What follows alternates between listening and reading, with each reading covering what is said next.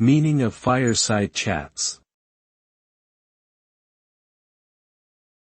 Fireside chats.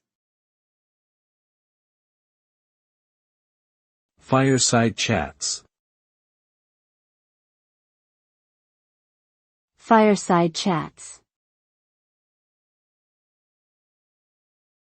Fireside chats.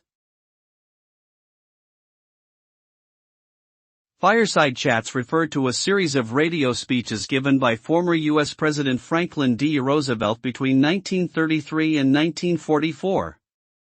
These speeches were typically delivered in a conversational tone and addressed important issues facing the nation at the time. Through these speeches, Roosevelt sought to establish an intimate, personal connection with the American people and enhance public support for his policies. The fireside chats are widely regarded as a groundbreaking example of political communication, effectively utilizing new media technology to connect with citizens and shape public opinion.